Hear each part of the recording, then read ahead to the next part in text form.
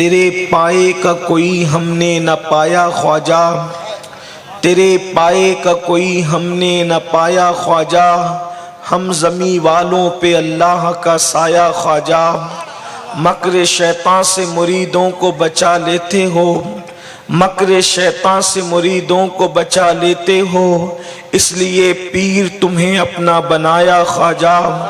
جوش مستی میں بہت آئے تھے ایسے لمحے، جوش مستی میں بہت آئے تھے ایسے لمحے، میں بہک جاتا مگر تم نے بچایا خواجہ، میں بہک جاتا مگر تم نے بچایا خواجہ۔ اور سید خستہ کو امید حضوری کب تھی، سید خستہ کو امید حضوری کب تھی، صدقے جاؤں تیرے کیا خوب بلایا خواجہ۔ آج کی یہ محفل قطب الاقطاب، سید الاولیاء فی الہند، نائب نبی فی الہند، عطائے رسول ہند الولی خواجہ معین الدین چشتی حسن سنجری ثم اجمیری رضی اللہ تبارک و تعالیٰ عنہ کی یاد میں انعقاد پذیر ہے۔ اللہ تبارک و تعالیٰ ہم سب کی حاضری کو سلطان الہند کی بارگاہ میں قبولیت کا شرف عطا فرمائے۔ اولیاء کرام کی جو جماعت ہے، ان کی سب سے بڑی خصوصیت یہ ہے کہ وہ لوگ اللہ کے رسول صلی اللہ علیہ وآلہ وسلم کے نقش قدم پر چلتے ہیں، اور سید الطائفہ طاؤس العلماء سیدنا جنید بغدادی رضی اللہ تعالیٰ نے ارشاد فرماتے ہیں، اگر انسان پانی پر چلنے لگے اور ہوا میں اڑنے لگے تو بھی وہ اللہ کا ولی ہو نہیں سکتا جب تک کہ وہ رسول اللہ صلی اللہ علیہ وآلہ وسلم کی سنتوں پر عمل نہ کرے۔ مشہور واقعہ ہے کہ سرکار غوث اعظم کے ظاہری دور میں ایک شخص کی ولایت کا بڑا چرچا تھا، اور وہ بہت بڑا ولی لوگ اس کو کہتے تھے۔ لوگوں نے غوث پاک سے فرمایا کہ کیا آپ ان سے ملنے نہ چلیں گے، وہ ولی ہے۔ سرکار غوث اعظم نے کوئی بات نہیں کی، عاجزی کی، انکساری کی، اور آپ گئے ملاقات کے لیے۔ آپ کی ابتدائی جوانی تھی۔ وہ شخص ہوا میں اڑتا تھا اور بغیر مصلے کے زمین کے اوپر نماز پڑھتا تھا۔ تو جب پہنچے تو وہ ہوا میں اڑنے کے لیے گیا ہوا تھا۔ سرکار غوث اعظم رضی اللہ تعالیٰ نے جب پوچھا کہ وہ شخص کہاں ہے، تو لوگوں نے کہا وہ تو ہوا میں پرواز کر رہے ہیں اور وہ یہاں بغیر مصلے کے نماز پڑھتے ہیں۔ تو سرکار غوث اعظم نے دیکھا سجدے میں انگلیوں کے نشان تھے۔ آپ بغیر ملے واپس ہو گئے۔ وہ بہت کچھ ہو سکتا ہے مگر اللہ کا ولی نہیں ہو سکتا، اس لیے کہ اس کی انگلیوں کا نشان بتا رہا ہے کہ یہ انگلیاں پھیلا کر کے سجدہ کرتا ہے۔ جو میرے نبی کی سنت کے مطابق سجدہ نہ کرے وہ کچھ بھی ہو سکتا ہے، اللہ کا ولی نہیں ہو سکتا۔ جو سجدے میں سنت رسول پر عمل نہ کرے وہ اللہ کا ولی کیسے ہو سکتا ہے؟ ولی کے لیے کرامت کا ظہور ضروری نہیں ہے کہ کبھی کبھی جادوگر لوگ بھی کچھ ایسی چیزیں کر دکھاتے ہیں جس کو لوگ کرامت سمجھنے لگتے ہیں، کبھی کبھی شعبدے باز لوگ بھی ایسے کام کر دکھاتے ہیں، مگر یاد رکھنا رسول اللہ کے طریق پر چلنا، حضور کی سنت پر چلنا، یہ اللہ والوں کا کام ہے۔ آج ہم لوگ کرامتوں کے پیچھے دوڑتے ہیں کہ فلاں بزرگ کی کیا کرامت ہے، فلاں بزرگ کی کیا کرامت ہے۔ یاد رکھیے کرامت سے بڑی چیز ہے استقامت فی الدین، اللہ کے نبی صلی اللہ علیہ وآلہ وسلم کے طریق پر چلنا۔ آئیے آج میں آپ کے سامنے حضور غریب نواز رضی اللہ تعالیٰ کی زندگی کے 2-3 گوشے پیش کروں گا اور اس کو آپ کے سامنے بتاؤں گا کہ کس طرح حضور کی سنت کے عین مشابہ اللہ اکبر حضور غریب نواز کی زندگی تھی۔ میں آپ کے سامنے کوئی तमहीदी गुफ्तगू करने की बजाय डायरेक्ट गुफ्तगू कर रहा हूं ताकि आपको समझ में आए। हुजूर की जिंदगी का अक्स जमील आप सरकार गरीब नवाज की जिंदगी में देखिए और फिर हम अपनी जिंदगी को देखें कि हम उनका नाम लेवा होने के बावजूद क्या ये चीजें हमारी जिंदगी के अंदर मौजूद है। मिसाल के तौर पर मैं सिर्फ सुन्नतों से इशारे पढ़ूंगा, पूरे वाकयात नहीं पढ़ूंगा। ये वाकयात शायद आप सुन चुके होंगे, आपको एक बड़ा मशहूर वाकया याद है और आपने सुना भी होगा। मैं उसको इख्तिसार के साथ इशारे के तौर पे पेश करूंगा, फिर उसको गरीब नवाज की जिंदगी में आपको बताऊंगा कि किस तरह उन्होंने सुन्नतों को अपनी अमली जिंदगी के अंदर दाखिल किया। एक बड़ा मशहूर सा वाकया है जिसका मफहूम ये है, अल्लाह के हबीब सल्लल्लाहु अलैहि वसल्लम एक मर्तबा नमाज ईद के लिए अपने काशान अक़दस से इस शान के साथ निकले कि साथ में पहलू में मौलाए कायनात चल रहे हैं, कंधे पर इमाम हुसैन को बिठा रखा है, उंगली पकड़ाकर इमाम हसन को रखा है और अल्लाह के हबीब अलैहिस्सलातु व तस्लीम ईद की नमाज के लिए जा रहे हैं। अंदाजा करना मुसलमानों, वो ईद कितनी खूबसूरत होगी जो ईद रसूलुल्लाह के ज़ाहिरी दौर में होगी। लोग आसमान का चांद देखकर ईद करते हैं। सहाबा किराम कितने खुशनसीब थे, वो आमिना के लाल के साथ ईद किया करते थे। अल्लाह अकबर, वो कैसी ईद होगी, मदीने मुनव्वरा की ईद, अल्लाह अकबर, तैयबा की ईद, अल्लाह के रसूल सल्लल्लाहु अलैहि वसल्लम के ज़ाहिरी दौर की ईद। लेकिन लोगों ने क्या देखा, गोया के महज चश्मे तसव्वुर से इश्क व मस्ती में डूब कर अगर हम देखें तो महसूस होता है ईदगाह का जर्रा जर्रा गर्दन उठा कर मुंतजिर होगा कि आमिना का लाल कब तशरीफ लाएगा, अब्दुल्ला का लखते जिगर कब तशरीफ लाएगा कि मेरी भी ईद होगी। अल्लाह अकबर, ऐसे आलम में अल्लाह के हबीब सल्लल्लाहु अलैहि वसल्लम ईद की नमाज के लिए जा रहे हैं और चलते हुए रास्ते में एक मंजर नजर आता है। खजूर के दरख्तों के साए में कुछ बच्चे दफ बजाकर ईद के गीत गा रहे हैं, खुशियों के गीत गा रहे हैं। ऐसे आलम में अल्लाह के हबीब अलैहिस्सलाम की निगाह एक बच्चे पर पड़ती है। वो दरख्त के नीचे खड़े होकर के रो रहा था।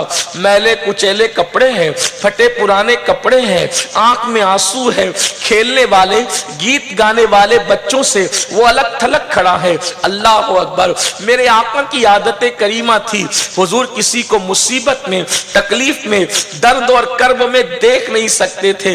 अल्लाह के हबीब सल्लल्लाहु अलैहि वसल्लम ने रोते हुए बच्चे को देखा तो अल्लाह के हबीब उसके पास गए।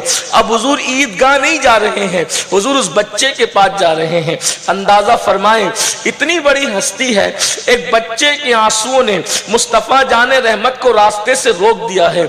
अंदाजा करें मुसलमानों, हम असल दीन भूल रहे हैं, असल मजहब भूल रहे हैं, असल शरीयत भूल रहे हैं, रूह दीन भूल रहे हैं।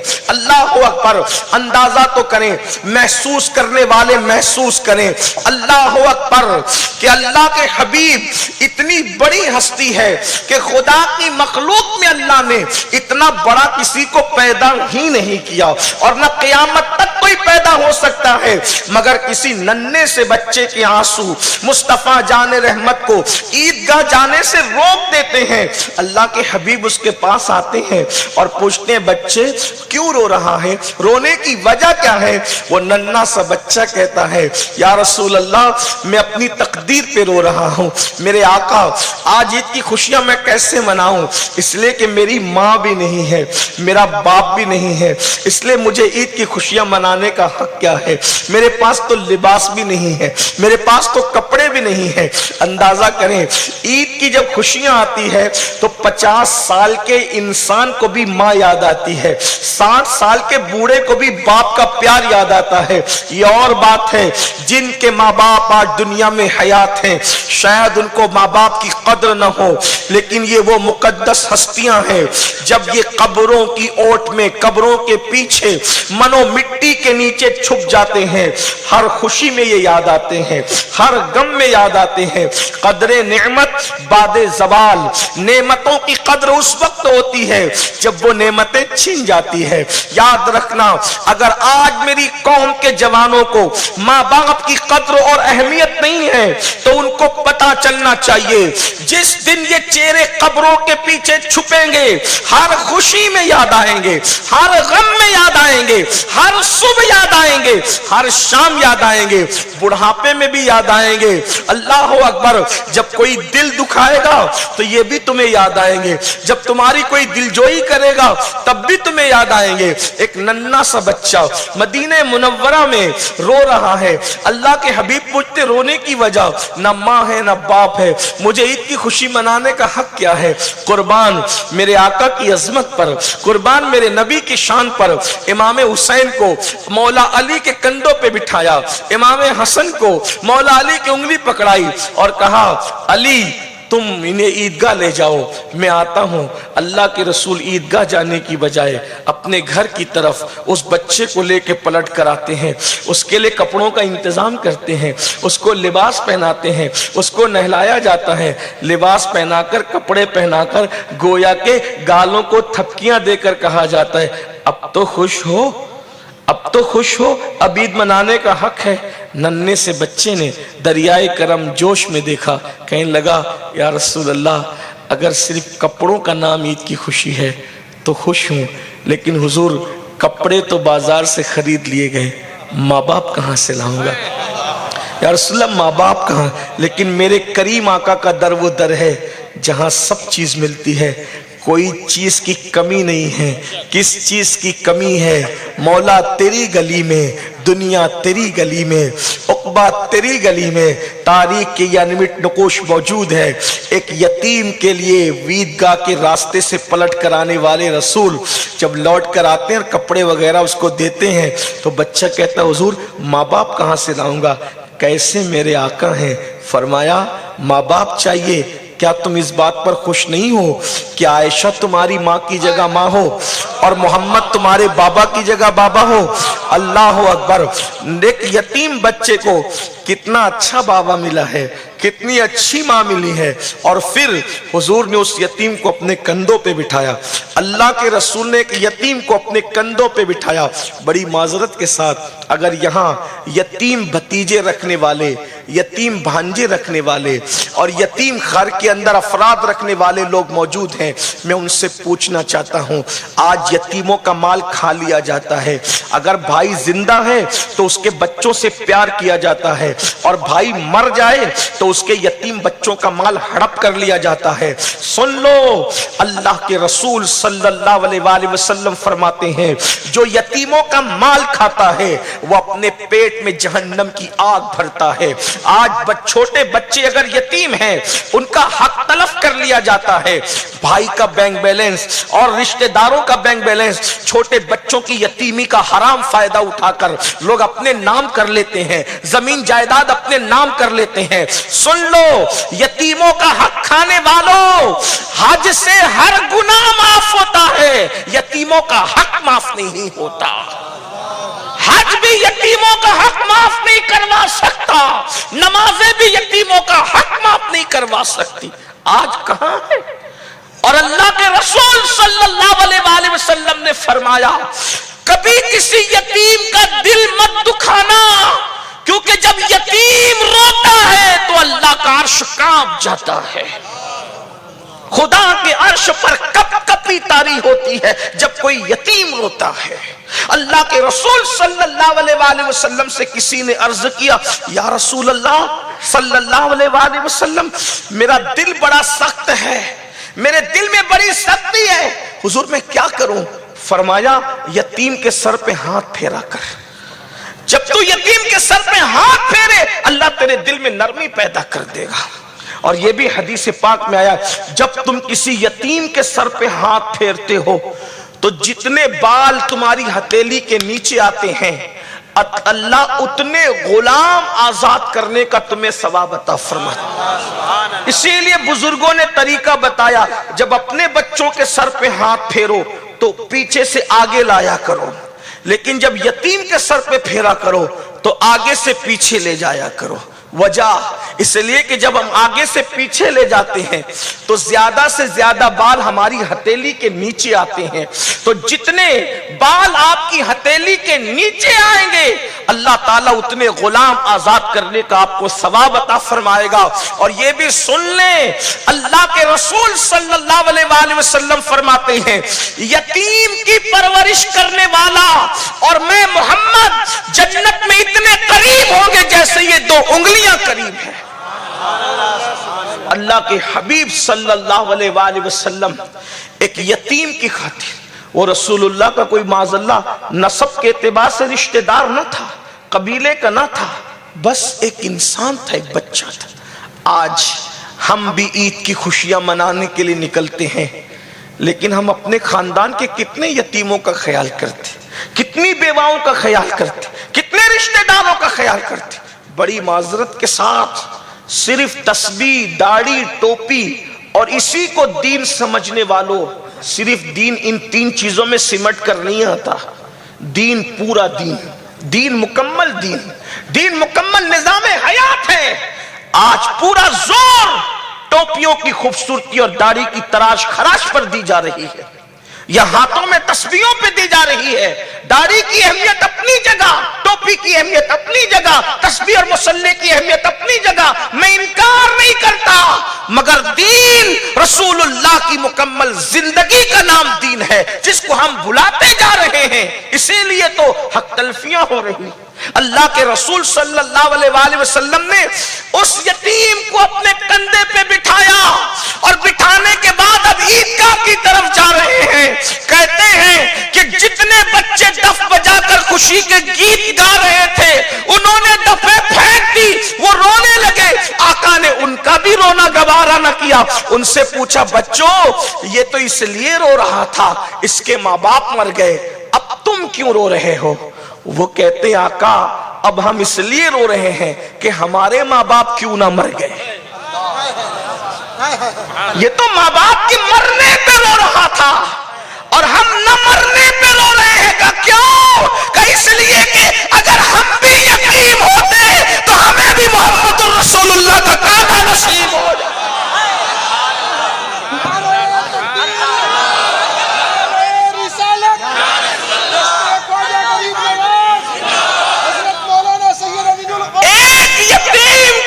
حضور علیہ السلام نے عیدگاہ کا رستہ یہ حضور کی سنت ہے۔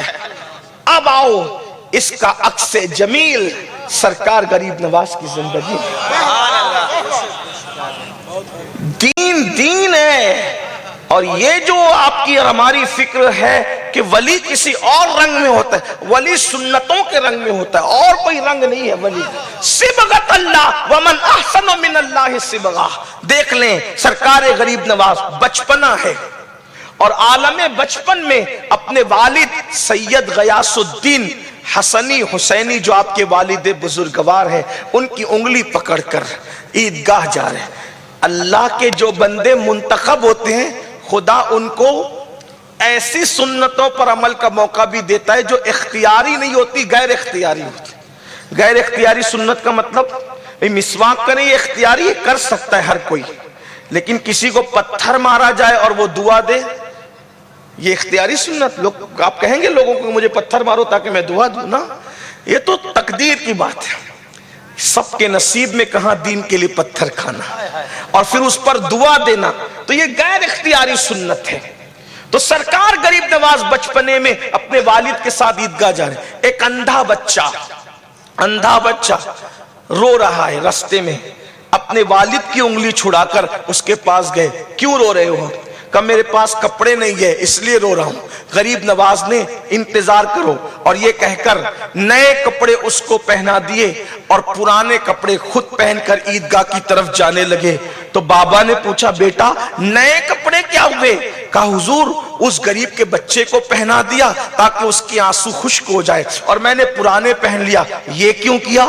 تاکہ ایک یتیم کے لیے میرے نانا مصطفیٰ جان رحمت نے اس طرح کیا تھا تو وہ میرا ہم عمر تھا، تو میں نے سوچا میں بھی یتیم کو کپڑے پہنا کر اپنے نانا کی سنت پر عمل کر لوں۔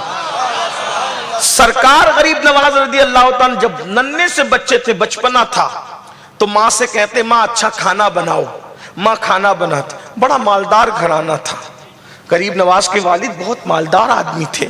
मालदार माँ से कहते अच्छा खाना बनाओ, माँ खाना बनाती, गरीब बच्चों को बुला कर लाते और दस्तरखान पे बिठा कर कहते खाओ। और जब गरीबों के बच्चे खाते तो माँ से लिपट के कहते माँ जब गरीब खाना खाता है तो कितनी खुशी होती है।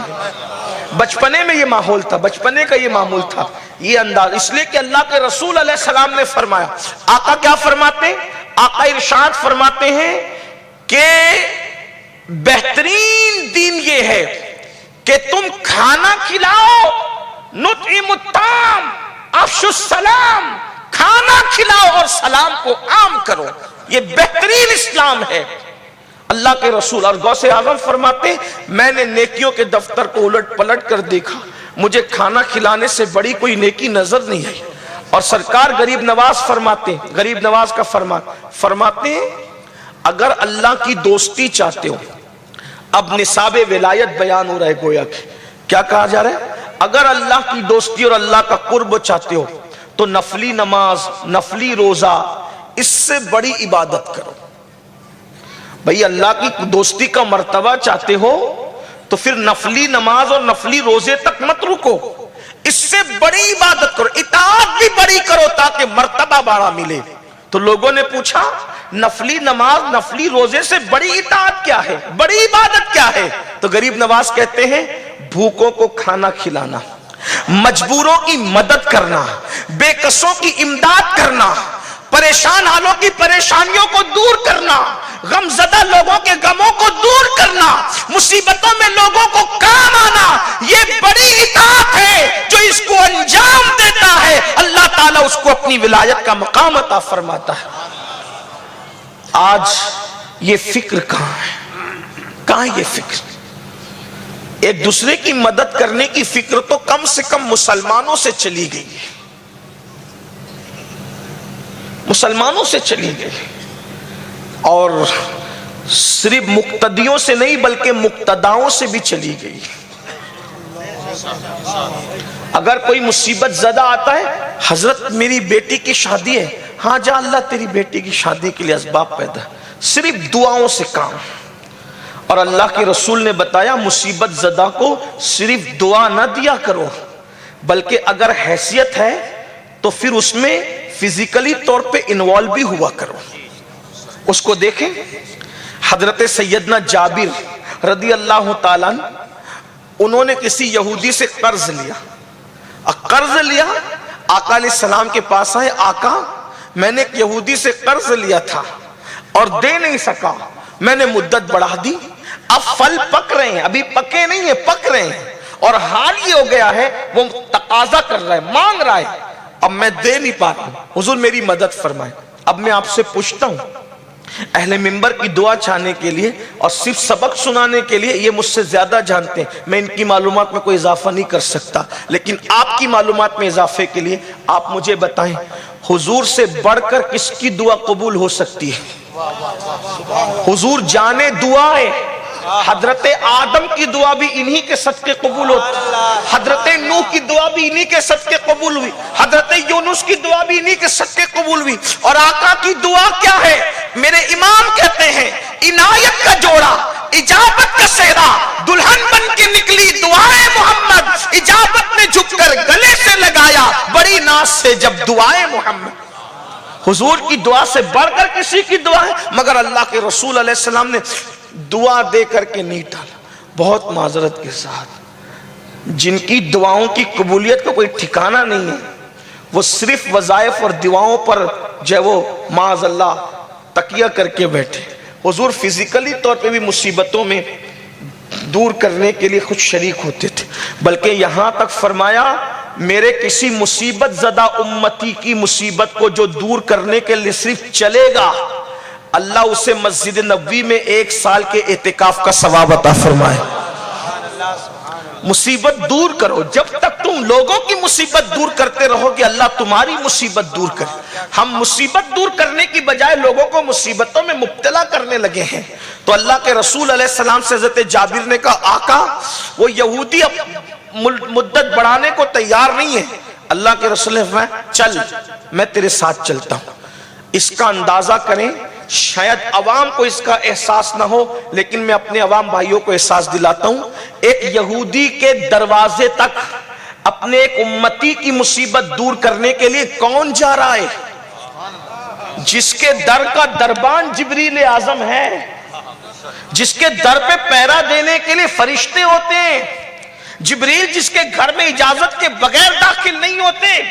میرے امام کہتے ہیں تیرے در کا دربان ہے جبریل اعظم، تیرا مدخار رسول و ولی ہے بیٹا جس کے لیے عرش اعظم وہ اس راہ لامکان کی گلی ہے۔ مگر ہمیں تعلیم دینے کے لیے اگر کوئی مصیبت زدہ ہے تو سر پہ ہاتھ رکھ کر دعا کے چند جملے دے کر رخصت مت کرنا۔ اگر اللہ نے تمہیں اتنی طاقت دی ہے کہ چل کر اس کی مصیبت دور کر سکتے ہو تو چل کر کے جانا۔ اللہ کے رسول علیہ السلام یہودی کے دروازے تک گئے اور فرمایا اس کے درخت کے اور باغ کے کھجور ابھی نہیں پکے، میں کہہ رہا ہوں کہ اس کی مدت بڑھا دو۔ اس بدبخت نے کہا میں پہلے ہی مدت بڑھا چکا ہوں، میں نہیں مانوں گا، میں مدت نہیں بڑھاؤں گا۔ نہیں مانا وہ، حضور تشریف لائے۔ حضرت جابر بے چین ہوئے، آقا پھر گئے، بڑھا دو، یہ نہیں دے گا تو میں دوں گا، میں مدت نہیں بڑھاؤں گا۔ نہیں مانا، آقا گھر نہیں گئے، حضرت جابر کے باغ میں آ کر حضور لیٹ گئے تو حضرت جابر کہتے ہیں حضور کے آنے سے ان کو ہمت آ گئی تھی اور حوصلہ آ گیا تھا۔ لیٹ گئے تھے درخت کے نیچے، تو جب درخت کے نیچے لیٹے تو دھوپ بڑھنے لگی، دن ڈھلتا ہے تو دھوپ ادھر کی ادھر ہوتی ہے، بڑھنے لگی۔ جابر کہتے ہیں میں نے دیکھا جیسی دھوپ حضور پر آنے والی تھی درخت نے اپنی ٹہنیوں کو بڑھا کر حضور پر سایہ کر دی۔ اللہ کے رسول نیند سے اٹھے اور اٹھنے کے بعد آپ نے وضو کیا، 2 رکعت نماز پڑھی اور فرمایا جابر کیا چاہتا ہے؟ حضور اس مصیبت سے نجات چاہتا ہوں۔ فرمایا کھجور توڑ کے بیچ دے۔ حضور کچی کھجوریں ہیں اور ابھی پوری آئی بھی نہیں ہے، میں کیسے بیچ دوں، اور اتنی ہے بھی نہیں کہ میں بیچ سکوں۔ فرمایا ٹوکرا لا، ٹوکرا منگایا، تو لے کے چل میں توڑوں گا۔ جابر کہتے اللہ کی عزت کی قسم مجھے یقین ہو گیا اب کوئی معجزہ اپنی نگاہوں سے دیکھوں گا۔ اور اس کے بعد کہتے ہیں آقا علیہ السلام درختوں کی طرف ہاتھ بڑھاتے اور پکی ہوئی کھجور ہاتھ میں آتی، حضور توڑ کر ٹوکرے میں ڈالتے رہتے۔ جتنا اندازہ مجھے تھا، لیکن جب حضور نے توڑ کر کے رکھا تو جتنا یہودی کو دینا تھا اس سے بھی زیادہ تھا، اس کا قرضہ بھی ادا ہو گیا، میرا کام بھی بن گیا۔ یہ اللہ کے رسول علیہ السلام کا طریق ہے۔ اب غریب نواز کو اس کاک سے جمیل دیکھیں۔ ایک کسان سرکار غریب نواز کے پاس آتا ہے اور آنے کے بعد کہتا ہے حضور بادشاہ کے سپاہیوں نے مجھ پہ اتنا ٹیکس لگا دیا ہے کہ میں بھرنے کی طاقت نہیں رکھتا۔ میں نے سنا ہے کہ بادشاہ آپ کے مرید کا مرید ہے، چونکہ آپ کے مرید تھے قطب الاقطاب قطب الدین بختیار کاکی سرکار، اور ان کے مرید تھے سلطان شمس الدین التمش۔ تو کہا کہ اس کی سپاہ نے جب وہ ٹیکس لگا دیا ہے۔ اور یہ بتاؤں آپ کو شمس الدین بادشاہ کیسے بنے، یہ بھی آپ کو پتا ہونا چاہیے۔ شمس الدین ایک غلام تھے بادشاہ کے یہاں، ابتدائی جوانی میں غلام تھے، صرف اللہ اکبر قطب الدین بختیار کاکی اور شیخ شہاب الدین عمر سہروردی کا انہوں نے ادب کیا تھا، ادب کی وجہ سے اللہ نے آپ کو بادشاہت کا مقام عطا کر دیا۔ آج تو لوگوں میں ادب بھی نہیں ہے۔ حضرت شمس الدین التمش کے بارے میں آتا ہے ابتدائی عمر میں غلام تھے، بادشاہ نے کام سے بھیجا جلدی جا اور جلدی آ۔ ایسا ہوتا ہے نا جب ہم بچوں کو کوئی ارجنٹ کام کے لیے بھیجتے ہیں تو بچے اس کا فائدہ اٹھاتے ہیں، کیا کہتے ہیں ابا ذرا آپ کی بائک کی چابی دو نا، اب کام ارجنٹ ہے تو پھر ہمیں دینا ہی پڑتا ہے، ایسا ہوتا ہے نا۔ تو بادشاہ نے کہا کہ جلدی جا کے جلدی آ، تو بادشاہ سے کہا ذرا وہ تیز رفتار گھوڑا دینا، حالانکہ وہ غلاموں کو نہیں دیے جاتے، لیکن جب کہا جلدی آ جلدی جا کے جلدی آ، تو کہا وہ ذرا تیز رفتار گھوڑا وہ لیے، اور غلام تھے پورے شان کے ساتھ بیٹھ کے جانے لگے۔ ایک چبوترے پہ دیکھا بابا قطب شیخ شہاب الدین عمر سہروردی باتیں کر رہے ہیں، تو اتنے بڑے ولی لوگ اوٹے پہ بیٹھ کے باتیں کر رہے ہیں اور میں گھوڑے پہ بیٹھ کے گزر جاؤں؟ نہ، گھوڑے سے نیچے اترے اور اس کی لگام پکڑی اور گردن جھکا کر وہاں سے گزرے۔ آج کل کے بچوں کو کوئی ادب نہیں، نہ پیروں کا، نہ علماء کا، نہ مشائخ کا، نہ سادات کا۔ اگر بائک پہ بیٹھے ہو تو سینہ تان کر کے ایسے چلتے جیسے زمین کو چیر دیں گے۔ اللہ کے بندو، ہزاروں سال کی محنتیں وہاں تک نہیں پہنچاتی جہاں ادب پہنچاتا ہے، اس لیے کہ ادب انسان کو وہاں لے جاتا ہے جہاں انسان کی محنت نہیں پہنچاتی۔ شہاب الدین عمر سہروردی اور قطب الدین بختیار کاکی کو دیکھ کر شمس الدین التمش سواری سے اتر کے ادب سے سلام کر کے گزرے تو بابا قطب نے کہا دیکھو دلی کا بادشاہ جا رہا ہے، تو کسی نے کہا حضرات آنکھوں کا دھوکہ ہے، آنکھوں کا دھوکہ ہے، یہ دلی کا بادشاہ نہیں، یہ ہمارے بغداد کے بادشاہ کا غلام ہے۔ آنکھوں کا دھوکہ نہیں، فقیر کی زبان سے جو نکل گیا سو نکل گیا۔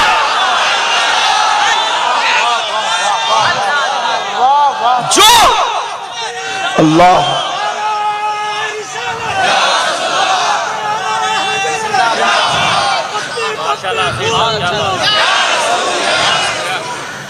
عارف رومی ہے، مولانا روم فرماتے ہیں گفتے اللہ بود گرچہ حلقوم عبداللہ بود، اس کی گفتگو اس کی نہیں ہے، زبان ولی کی ہوتی ہے، فرمان خدا کا ہوتا ہے۔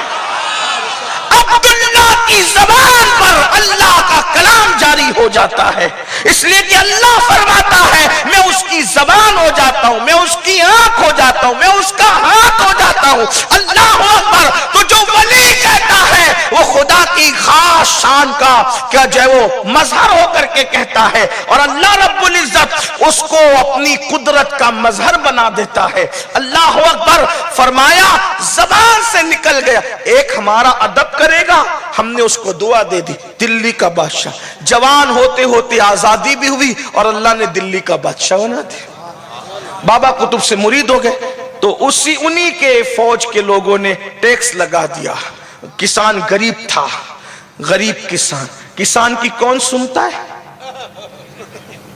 کسان کی سنتا کون ہے؟ لیکن یاد رکھنا کوئی سنے نہ سنے، ہندوستان کا جو اصل راجہ ہے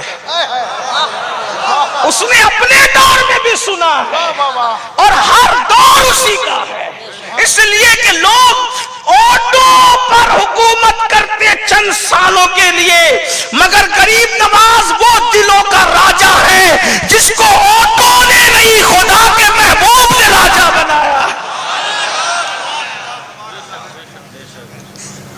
عطائے رسول کے پاس کسان ہے، حضور ٹیکس لگا دیا فوجیوں نے، سپاہ نے، اور وہ آپ کے مرید کا مرید ہے، آپ میری سفارش کر دیں۔ توجہ کریں، سفارش کے بہت سے طریقے تھے، خط لکھ دیتے، لیٹر لکھ دیتے، نا جن کے رتبے ہیں سوا ان کو سوا مشکل ہے۔ غریب نواز نے فرمایا میں تیرے ساتھ خود چلوں گا، ایک کسان کے ساتھ تیرے ساتھ خود چلوں گا، اور کسان کے ساتھ پیدل جے پور سے اجمیر شریف سے دلی تک گئے، اجمیر شریف سے دلی تک گئے پیدل۔ بادشاہ کو خبر نہیں، بابا قطب کو کوئی اطلاع نہیں دی۔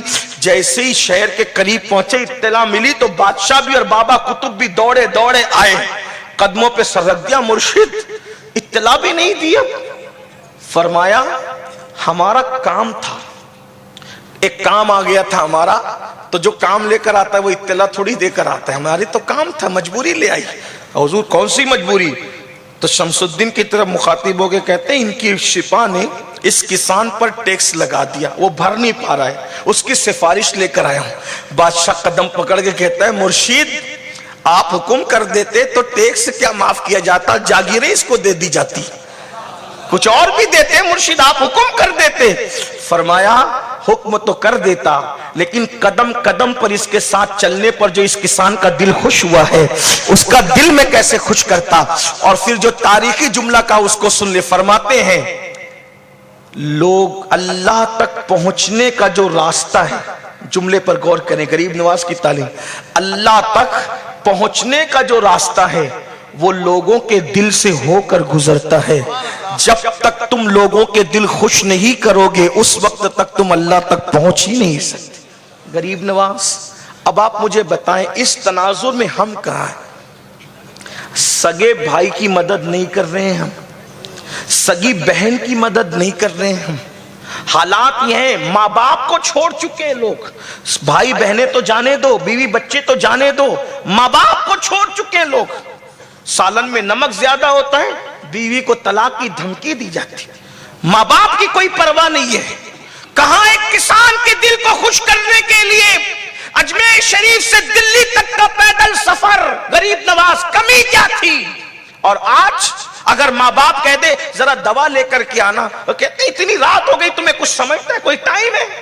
ये माँ बाप को जवाब दिया जाता है। दीन कहां है? दीन कहां है? जलसों में हजारों की तादाद में अगर जमा होते हो, हम दुआ करते हैं अल्लाह इसको नजर बद से बचाए, लेकिन हमारा कलेजा इस पे ठंडा नहीं होता, क्योंकि पब्लिक देखकर सियासी लीडर खुश होते हैं। अहले मजहब की खुशी उस दिन नहीं है जब हजारों जमा हो जाए। सुनने के लिए जो हजारों जमा होते हो, जब तक अमल करने के लिए हजारों जमा नहीं होंगे उस वक्त तक हमारे कलेजे ठंडे नहीं हो सकते। 22,000 के गद्दार यजीदी नहीं चाहिए मैदान में, 72 दीन के पैकर चाहिए। आते हो अल्लाह को सलामत रखे, आना जाना सलामत रखे, लेकिन अमल क्यों नहीं करते? सोचा कभी वहां एक किसान जिसका कोई नाम आज तक के तारीख में नहीं लिखा गया, उसका कबीला नहीं, उसका मजहब भी नहीं लिखा गया, गरीब नवाज ने इतना लंबा सफर किया उसके लिए, और आज बहन बगैर रिश्ते के पड़ी हुई है। हम अपनी जिंदगी के अंदर मगन है, कभी अपनी बहनों के रिश्ते का सोचा, उनकी शादियों का सोचा, पड़ोस के अंदर बेटियां पड़ी हुई है, कभी उनकी शादियों का सोचा, उनके रिश्तों का सोचा। आज इंसान सोचता है मैं तो बस अपना अपना देखूं। याद रखना, अपना अपना देखना ये मुशरिकीन का, यहूदियों का, नसरानियों का तरीका हो सकता है, मुसलमान का तरीका नहीं हो सकता। इसलिए कि इकबाल ने कहा था, दर्द दिल के वास्ते पैदा किया इंसान को, वरना इबादत के लिए कुछ कम न थे कर्रो बयां। जानते हैं सरकार गरीब नवाज अपने दौर में पूरे अजमेर मुकद्दस को खाना खिलाते थे। सियरुल अख्ताब जो आपकी जिंदगी पर मुस्तनद किताब हमारे उलमा के नजदीक मानी जाती है, उसमें लिखा है कि खादिम आके कहता था, हजरत लंगर करना है तो कहां से पैसे लाएं? मुसल्ला उठाते थे, कहते थे जितना लग रहे ले लें, और जितना खर्चा होता था ले लेता था। अजमेर मुकद्दस के शहरियों को खाना खिलाना, और खुद का क्या हाल था?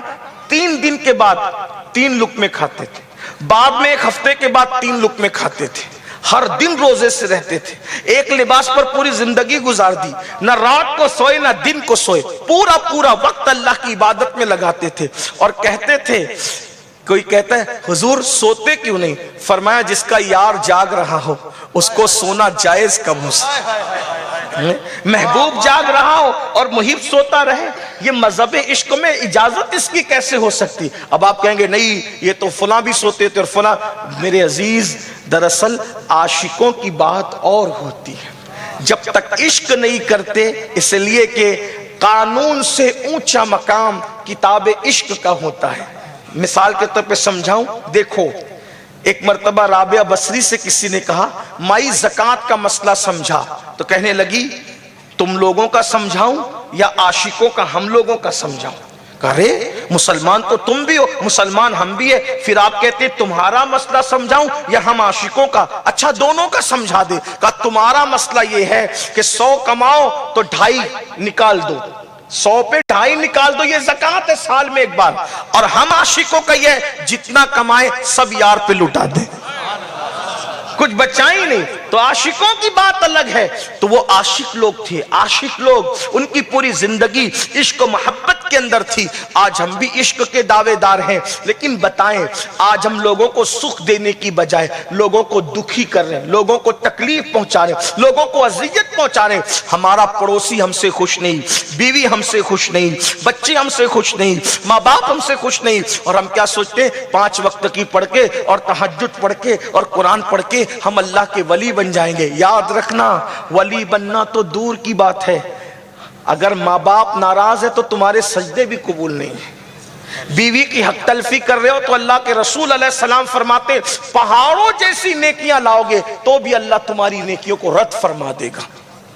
تو بہرحال سرکار غریب نواز کی زندگی کے لمحات بڑے خوبصورت ہیں۔ آپ ہندوستان آئے، بس بات اب سمیٹنے لگا ہوں، ہندوستان آئے، حضور کے حکم پر آئے۔ سرکار غریب نواز اللہ کے رسول کے حکم پر ہندوستان آئے۔ آپ ہندوستان آنے سے پہلے سرکار غریب نواز مرشد کی 20 یا 30 سال خدمت کی۔ اس پہ بھی سنیں، آج کل لوگ مرشد کی خدمت بھی نہیں کرتے۔ پہلی بات تو مسئلہ یہ سب سے بڑا ہے کہ ایک ایک آدمی 8-8 10-10 لوگوں کا مرید ہے، خدمت کس کی کرے؟ اس کی تقریر اچھی لگی اس کا مرید ہو گیا، اس کی تقریر اچھی لگی اس کا مرید ہو گیا، اس کی تقریر اچھی لگی۔ کتنوں کے مرید ایک ہی کے ہوتے ہیں میرے بھائی، یک گیر محکم بغیر۔ تقریروں سے لوگ متاثر ہو کے مرید نہیں ہوتے۔ پیر وہ چاہیے جو اللہ تک پہنچائے، جس کی نظر مال پر نہیں، جس کی نظر مریدوں کے حال پر ہو، یہ کیفیت ہو۔ اگر یہ کیفیت نہ ہو، اصل میں آپ کو اس لیے پیر لوگوں کی اہمیت ختم ہو گئی کہ جو چیز آسانی سے ملتی ہے اس کی اہمیت نہیں ہوتی۔ پیر کی اہمیت مخدوم اشرف جہانگیر سمنانی کے پاس تھی، کیونکہ سمنان چھوڑ کر پنڈوا تک کا سفر کرنا پڑا۔ پیر کی اہمیت غریب نواز کے پاس تھی، سنجر چھوڑ کر ہرون تک کے پیر ڈھونڈتے ڈھونڈتے وہاں پہنچنا پڑا۔ یہ لوگ تھے۔ غوث پاک کے پاس پیر کی اہمیت تھی، جیلان چھوڑ کے بغداد تک آئے۔ یہ لوگ محبوب الہی کے پاس تھی، بدایوں چھوڑ کے، دلی چھوڑ کے پاک پٹن تک گئے، اور پیر نے برتن جھاڑو تک کروائے، گولر تک ابلوائے، پیر نے جھاڑو تک دلوائی، پیر نے برتن تک صاف کروائے۔ یاد رکھنا تو سرکار غریب نواز کہتے بابا قطب سے، بابا قطب نفلی عبادتوں سے جو مرتبہ نہیں ملا، پیر کا بستر 20-30 سال جو اٹھا کر کے پیچھے پیچھے گھومتا رہا، اللہ نے اس سے مرتبہ عطا فرمایا، خدمت سے اللہ نے۔ اس سے پتا چلا نوجوان آج کل کے جو چھوکرے اور چھوکریاں ہیں ان کی زندگی میں کچھ نہیں، نہ ماں باپ کے پیر دبانا، نہ ان کے پاس جا کر بیٹھنا، نہ دادا دادیوں کے پاس جا کر بیٹھنا، یہ سب چیز ختم ہے۔ صرف موبائل سیریل فلم یہی ہے۔ اور وہ کیا سوچتے ہیں ہماری ترقی کس پر ہے؟ 25 سال پڑھ لیں گے، 22 سال پڑھ لیں گے۔ پڑھنے کی اہمیت اپنی جگہ ہے، مگر ایک بات یاد رکھنا، اچھی طرح یاد رکھنا، ڈگریاں اسی وقت عزت دلاتی ہے جب پیچھے کسی کی دعا کار فرما ہوتی، اور دعا بناتی ہے دعا۔ آج کل دعاؤں کا سسٹم ختم ہو رہا ہے، سب خود غرضی خود غرضی خود غرضی۔ پیر کے بستر اٹھانے پہ غریب نواز نے کیا نفلی عبادتوں سے جو مرتبہ نہیں ملا وہ خواجہ عثمان ہارونی کا بستر اٹھانے سے۔ اب مجھے بتاؤ جب مرشد کا بستر اٹھانے پر اللہ نے یہ مقام عطا فرما دیے، جو ماں باپ کی خدمت کرے اللہ اسے کیا مقام عطا فرمائے گا؟ خدمت کرو، کیا اپنے ماں باپ کے پیر دباتے ہو؟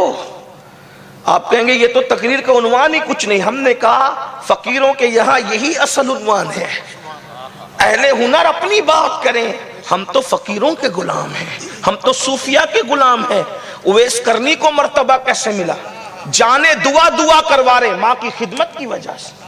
دیکھیے حضرت ابو ہریرہ کو مرتبہ کیسے ملے؟ ماں کی دعا کی وجہ سے، ان کی والدہ نے دعا کی تھی۔ مخدوم ماہیمی کو مرتبہ کیسے ملا؟ ماں کی دعا۔ غریب نواز کو مرتبہ کیسے ملا؟ اللہ اکبر، ان کی والدہ بی بی ماہ نور کی دعائیں ان کے ساتھ تھی۔ حضرت میں نظام الدین محبوب الہی ماں کی دعا، بابا قطب الدین بختیار کاکی ماں کی دعا، بابا فرید ماں کی دعا۔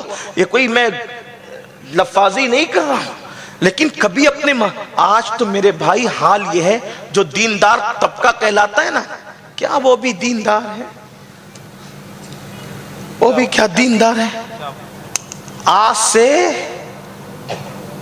تقریباً 1200 سال پہلے، آج سے تقریباً 1200 سال پہلے ایک بزرگ نے فرمایا تھا، ان سے جب پوچھا، بلکہ 1300 سال پہلے، اور اس بزرگ کا نام امام حسن بصری ہے۔ امام حسن بصری سے پوچھا دین کیا ہے اور دیندار کیا ہے؟ امام حسن بصری جو مولا علی کے مرید بھی تھے اور خلیفہ بھی تھے، کیا فرماتے ہیں پتہ ہے؟ فرماتے ہیں دین کتابوں میں ہے اور دیندار قبروں میں ہے۔ لوگ نمائشیں کرتے پھر رہے ہیں. کب کہا تھا؟ 1300 سال. آج کیا ہوگا؟ کیا دینداری کی بات لوگ کرتے ہیں. اس سے بیٹھ کر بات کر رہے ہیں، اس سے بیٹھ کے بات کر رہے ہیں، دوستوں کو ٹائم دے رہے ہیں، اس کو ٹائم دے رہے ہیں، اس کو ٹائم دے رہے ہیں. اپنے ماں باپ کے پاس بھی کبھی جا کے بیٹھتے ہو؟ ٹائم دیتے ہو؟ ماں باپ انتظار کرتے ہیں میرا بیٹا میری خیریت تو پوچھے، میری بیٹی میری خیریت تو پوچھے. بلکہ ماں باپ سے ایک نفرت ہے لاشعوری طور پر. موبائل کو ٹائم دے رہے ہیں، بلکہ ماں باپ اپنے موبائلوں کو بنا لیا. موبائل ہاتھ سے نہیں چھوٹ سکتا. چھوٹے چھوٹے بچوں کو موبائل دے دیا ہے. مجبوریاں ہیں کسی کی، کچھ ہے جو بھی ہے، لیکن وہ تہذیب گئی، وہ کلچر گیا جو اصل دین مسلمانوں کا کلچر تھا، تہذیب تھی لوگوں کا. میں تو ایسے بھی بزرگوں کو جانتا ہوں کہ جو صبح آنکھ کھلتی تھی تو پانی نہیں پیتے تھے جب تک ماں باپ کی زیارت نہیں کر لیتے. وہ سب گیا. اور ہمیں پھر لوگوں کو ترقی کرنا ہے تو آگے جانا پڑے گا، ہمیں ترقی کرنا ہے تو پیچھے آنا پڑے گا.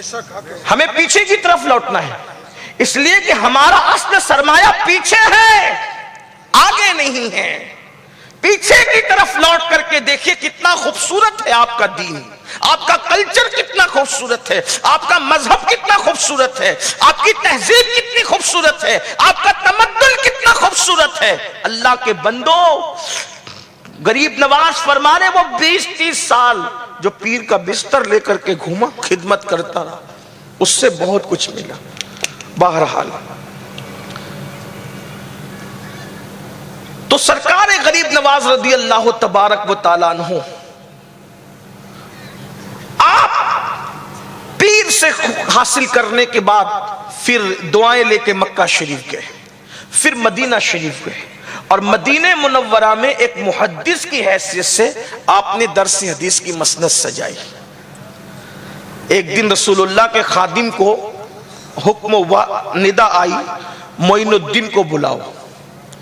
تو وہ گئے اور جانے کے بعد کہا معین الدین کون ہے؟ رسول اللہ کی طرف سے صدا آتی ہے تمہیں بلایا جا رہا ہے. تو وہاں بہت سے لوگ بیٹھے تھے، چونکہ معین الدین کوئی نام نہیں ہے. معین الدین کا مطلب ہوتا ہے دین کا مددگار. جیسے اگر یہاں کہہ دیا جائے مقرر صاحب کو بلا رہے ہیں تو کتنے سب ہو جائیں گے کہ بھئی سبھی مقرر یہاں بیٹھے ہوئے ہیں، یہ کوئی نام تو ہے نہیں. آپ کا نام حسن تھا، غریب نواز کا اصل نام حسن تھا. تو کہا معین الدین کو بلاؤ. وہاں جتنے تھے انا معین الدین، انا معین الدین، ہم معین الدین ہیں، ہم معین الدین. تو کہا اتنے سب کو نہیں بلایا جا رہا ہے، کسی ایک کو رکو. حضور کی بارگاہ میں حجرے پہ انہوں نے عرض کی آقا آپ کا حکم ہے، کس کو کون سا معین الدین آپ چاہتے ہیں؟ تو ندا آئی معین الدین چشتی کو بلاؤ. معین الدین چشتی کو بلاؤ. جب معین الدین چشتی کو بلانے کے لیے ندا آئی، آج کل لوگوں کو چشتیت سے، قادریت سے، نقشبندیت سے، سہروردیت سے، رضویت سے، اشرفیت سے چڑ. لوگ کہتے ہیں یہ کیا قادری ہے، یہ کیا چشتی ہے، یہ کیا رضوی، یہ کیا اشرف، کیا لگا رکھا ہے یہ سب. ہم کہتے ہیں کیا صحابہ کرام نے نہیں لگایا؟ تمیم داری انصاری، ابو بکر صدیق تمیمی ہیں، یہ کیا یہ نہیں لگائے گئے؟ ابو سعید الخدری یہ نہیں لگائے گئے؟ صحابہ کرام نے نہیں لگائے اپنے قبیلوں کے نام. کسی نے قبیلوں کے نام لگائے، کسی نے کچھ القاب لگائے، پھر کسی نے کچھ القاب لگائے. اور اب جو وہ بزرگوں کی نسبت لگائی جاتی ہے، اس میں کوئی ناجائز و حرام نہیں ہے. ہاں لیکن یہ نسبت برکت کے لیے، کوئی فرقہ پرستی کے لیے نہیں ہے، فرقہ واریت کے لیے نہیں ہے. تو سرکار غریب نواز کو سلسلے کے نام سے بلایا گیا. کیا؟ معین الدین چشتی کو بلاؤ.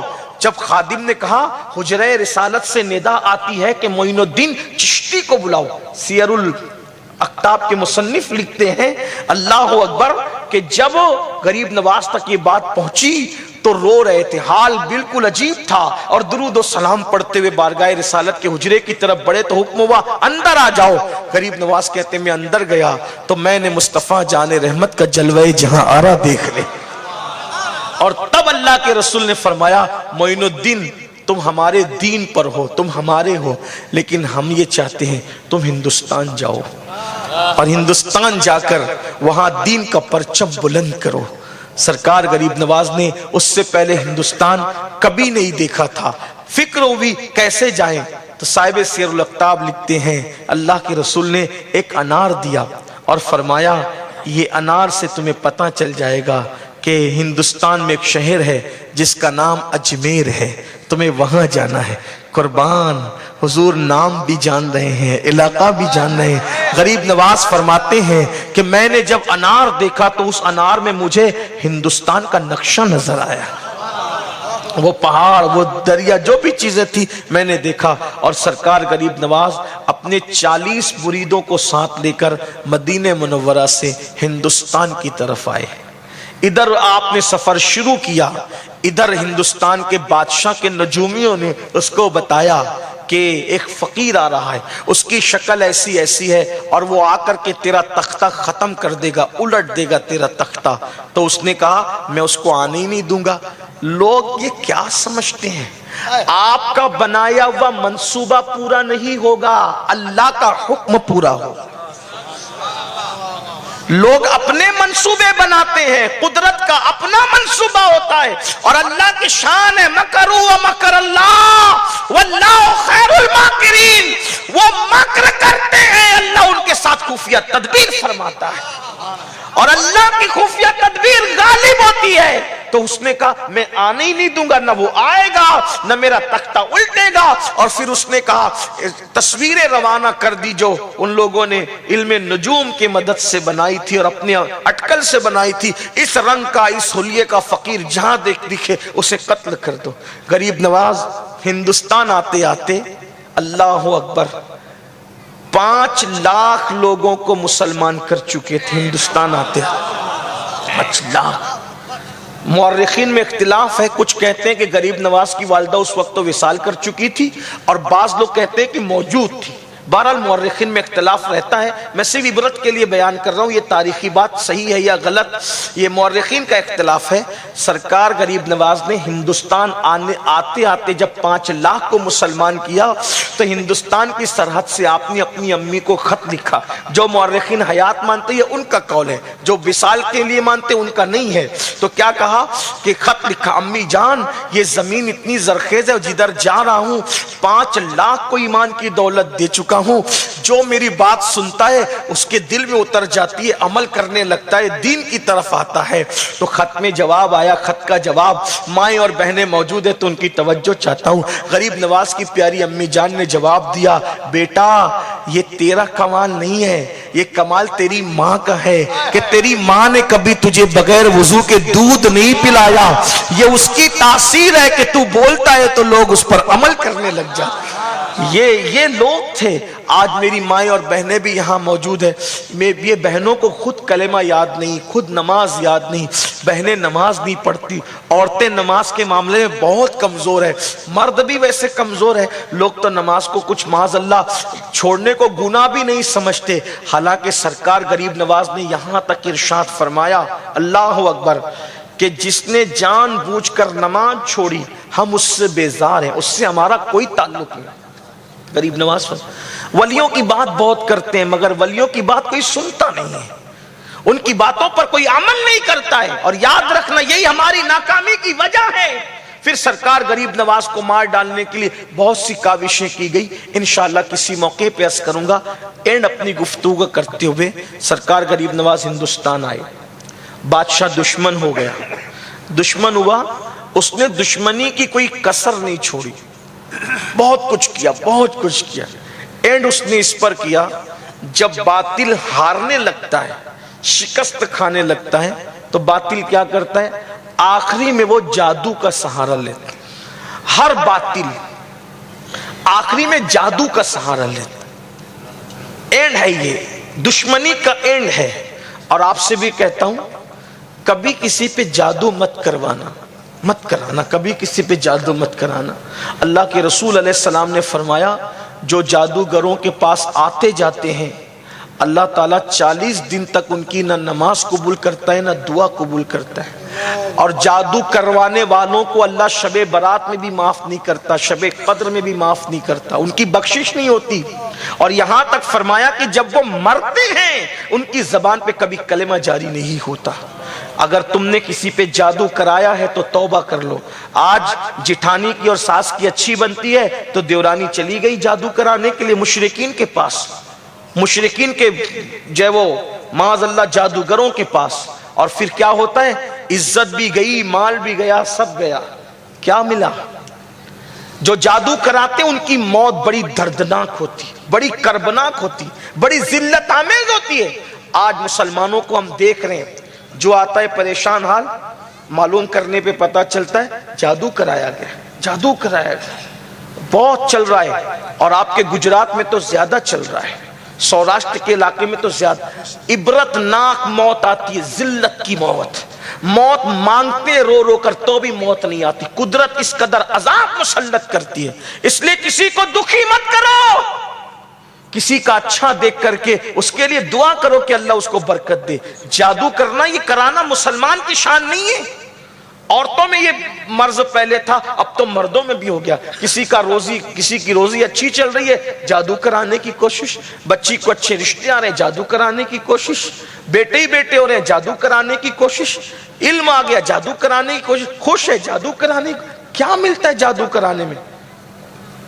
ملتا کیا ہے سوائے ذلت کے، سوائے تکلیف کے؟ دوسروں کو تکلیف میں ڈالو گے، اللہ تمہیں بھی تکلیف میں مبتلا کرے گا، اللہ تمہیں بھی بلاؤں میں مبتلا کرے گا۔ اس لیے کسی سے حسد مت کرو۔ حسد کا مطلب کیا ہے؟ اللہ کسی کو دیکھے پر خدا تو دیکھتا ہو، وہ تو دیکھ رہا ہے، سب کو دیکھ رہا ہے۔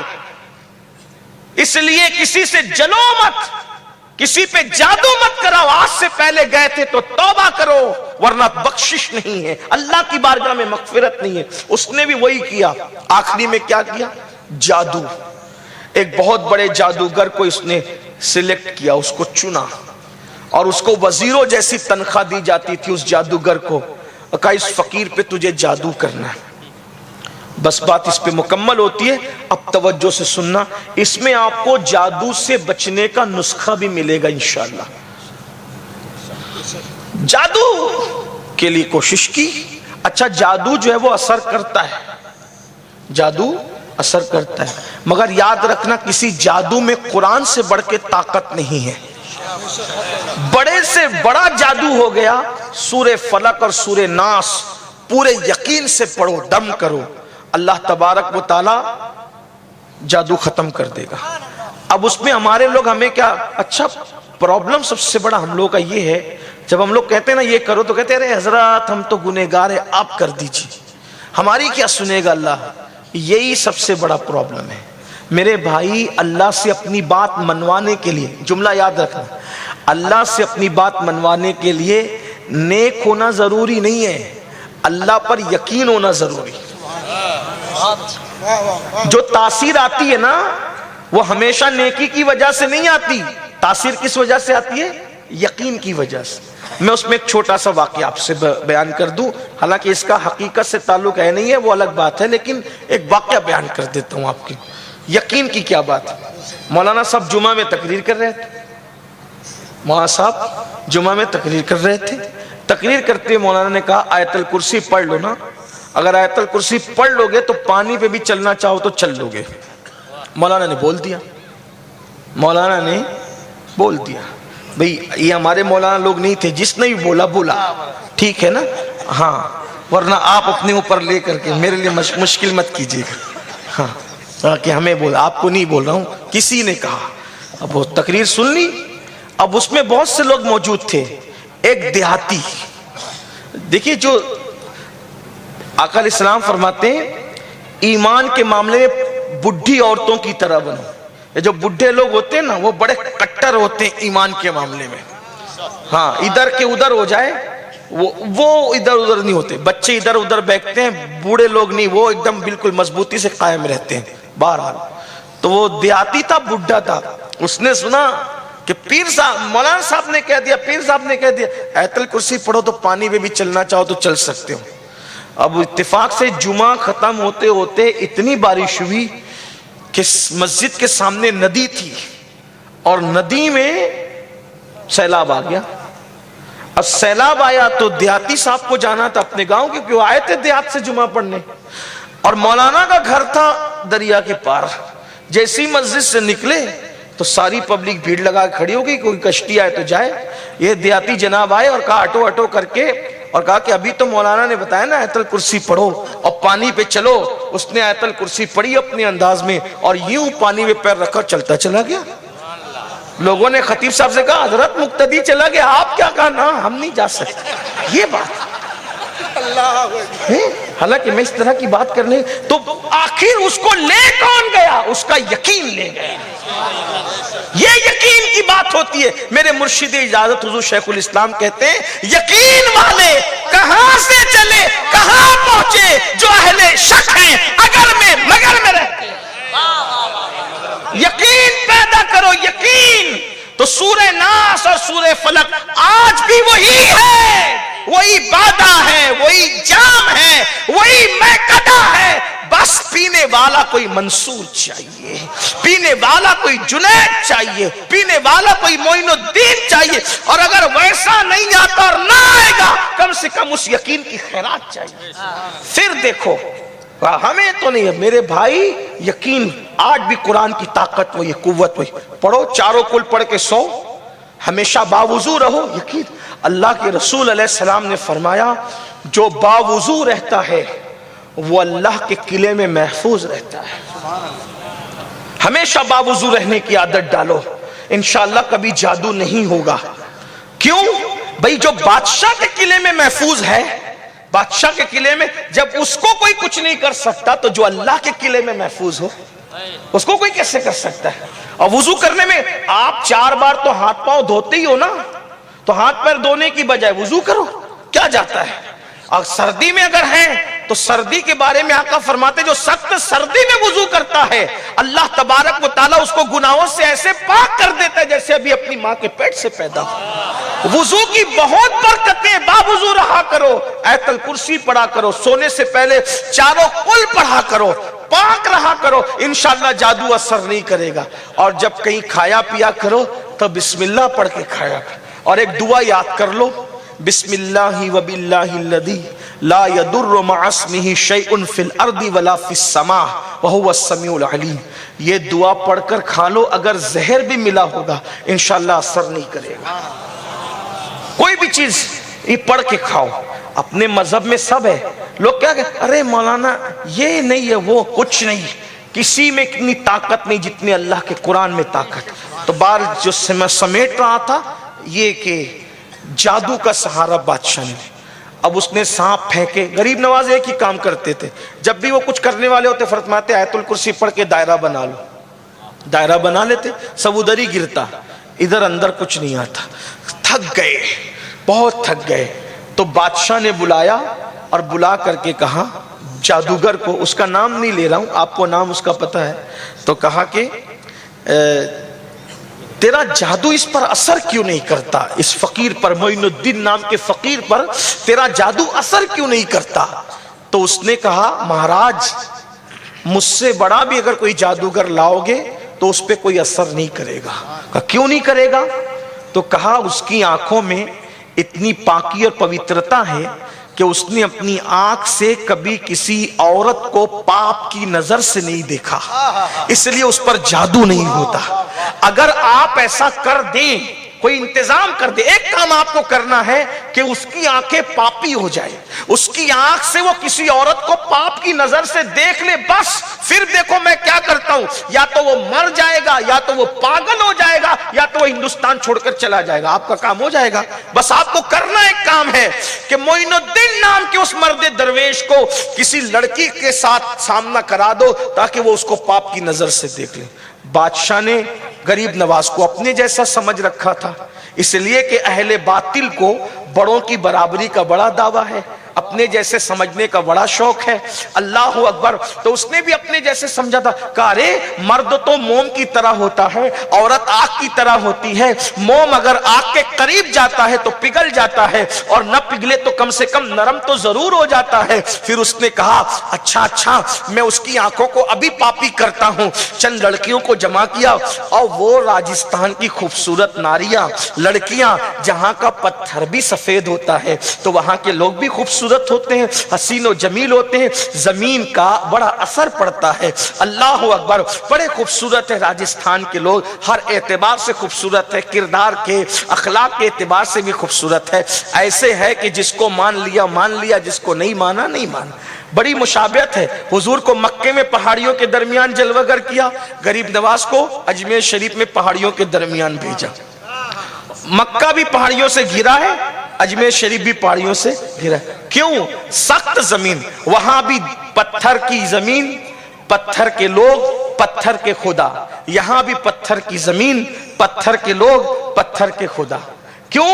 جب پتھر والوں میں دین بس جائے گا, ہر جگہ بس جائے گا, ہر جگہ بس جائے گا. اس لیے ولی کو سخت جگہ بھیجا, ہندوستان کے بادشاہ کو سخت جگہ بھیجا, نبیوں کے سردار کو پتھر کی زمین پہ بھیجا, اور ہندوستان میں ولیوں کے سردار, جو ہندوستان میں ولیوں کا سردار ہے, ان کو بھی پتھر کی زمین پہ بھیجا. مگر وارے غریب نواز اپنے نانا کی کیا سنت پہ عمل کیا. مکے والوں سے حضور نہیں ہارے, اجمیر والوں سے غریب نواز نہیں ہارے.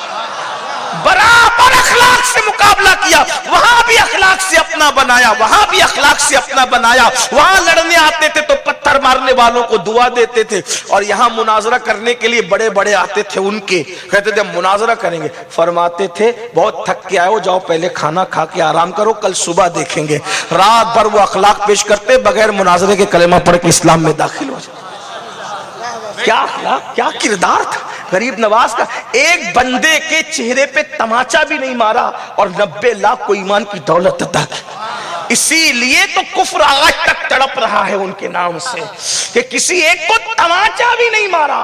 بغیر تماچا مارے 90 لاکھ کے دلوں میں محمد الرسول اللہ کی عشق کی شمع روشن کر دی, اور ہمیں بتایا کہ لوہے کی تلواروں سے جو کام نہیں ہوتا, محبت کی وجہ سے دل جیت لیے جاتے ہیں, ضمیر فتح کیے جاتے ہیں. سلطان الہند سرکار غریب نواز کو جب ان کی آنکھوں کے حوالے سے پلان بنا, چلو آوارہ کر دیں آنکھیں, چند لڑکیوں کو بھیجا اجمیر شریف کی, اور جاؤ. گئی, اور غریب نواز کی عادت تھی, بابا قطب کہتے ہیں اکثر آنکھ بند کر کے سر جھکا کے بیٹھتے تھے, اور جس وقت آنکھ کھول کر جس کسی کو توجہ سے دیکھ لیتے, اسی وقت اس کو ولایت کا مقام عطا ہو جاتا. صرف دیکھ لیتے. یہاں ایک جملہ ایڈ کرنا چاہوں گا, بابا قطب نے جو فرمایا, غریب نواز اکثر آنکھ بند کر کے بیٹھے رہتے, آنکھ کھول کے جس کو توجہ سے دیکھ لیتے ولی بنا دیتے. سوچو جب غریب نواز کی آنکھوں میں اتنی تاثیر ہے, تو ان کے نانا محمد الرسول اللہ کی آنکھوں کی تاثیر کا عالم کیا ہوگا. جب غریب نواز کا بنایا ہوا بگڑ نہیں سکتا, تو رسول اللہ کے بنائے ہوئے اصحاب کیسے بگڑ سکتے ہیں. حضور کی زبان آنکھوں کی تاثیر کا عالم کیا ہوگا. اس لیے اگر صحابہ پہ تبصرہ کیا کرو تو آگے پیچھے سوچ کر کے کیا کرو, کیونکہ یہ رسول اللہ کی نگاہوں سے بنے ہوئے لوگ ہیں, یہ حضور کی آنکھوں سے سوارے گئے لوگ ہیں. اور وہ آنکھوں کی عالم کیا ہے, قرآن کہتا ہے ما زاغ البصر وما طغى, اور میرے امام کہتے ہیں نیچی آنکھوں کی شرم و حیا پر درود, اونچی بینی کی رفعت پہ لاکھوں سب. وہ لڑکیاں گئیں, آپ آنکھ بند کر کے بیٹھے تھے, ادھر ادھر گھومی, پازے بجائی, واپس آئی. بادشاہ نے پوچھا کیا ہوا؟ کہا پتہ نہیں اس فقیر کے سینے میں دل ہے یا پتھر ہے, ہماری طرف دیکھا بھی نہیں. بادشاہ نے ڈانٹ کے کہا تم ناکارہ ہو, جاؤ یہاں سے, یہ کام میری بیٹی کرے گی. میری بیٹی اتنی چتر چالاک اور ہوشیار ہے کہ اس نے بائیں ہاتھ سے بڑے بڑے بادشاہوں کا تختہ پلٹ دیا.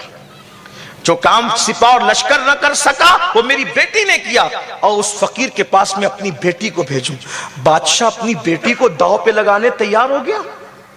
اس کا مطلب یہ ہے کہ اہل ظلم ہمیشہ جنگ جیتنے کے لیے لڑکیوں کا استعمال کرتے رہے ہیں, اور آج بھی اہل باطل لڑکیوں کو ننگا کر کے میدان میں لے آئے تاکہ تمہارا رشتہ تمہارے رسول سے ٹوٹ جائے. تمہارے دین سے ٹوٹ جائے اور آپ توڑ رہے ہو. رات کے 3-3 بجے تک کیا دیکھتے ہو؟ موبائل میں کیا دلچسپی، فلموں میں کیا دلچسپی ہے؟ یاد رکھنا یہ سازش ہے. اہل باطل یہود و نصارہ مشرکین نے ہمیشہ استعمال کیا ہے مشن میں روک لگانے کے لیے عورت کا، اور آج تم کو بھی عورتوں کا دل ڈالا بنایا جا رہا ہے. ناجائز حرام تعلقات، افیئر کے معاملات کو فیشن بنا کے پیش کیا جا رہا ہے. اللہ کے بندو اپنے مقصد کو سمجھو، اپنی زندگی کو سمجھو. یہ جوانی جو آوارگی کی نظر کر رہے ہو، یہ جوانی گزر جائے گی، وقت تیزی سے چلا جائے گا، نہ ختم ہونے والا بڑھاپا آئے گا. تو اس بڑھاپے کو دیکھ کر کے رو گے، آہیں بھرو گے، آہو بکا کرو گے. سید الطائفہ حضرت جنید بغدادی نے ایک فقیر کو بھیک مانگتے دیکھا جس کو بڑھاپے میں کوئی بھیک نہیں دے رہا تھا. تو لوگوں نے کہا حضرت دیکھیے کتنا قابل رحم ہے اس کا بڑھاپا کہ بھیک مانگتا ہے تو لوگ بھیک نہیں دیتے. تو حضرت سید الطائفہ نے کہا تھا جا کے تحقیق کر لو، جوانی میں پاپ کیے ہیں، خدا اس کو سزا دے رہا ہے.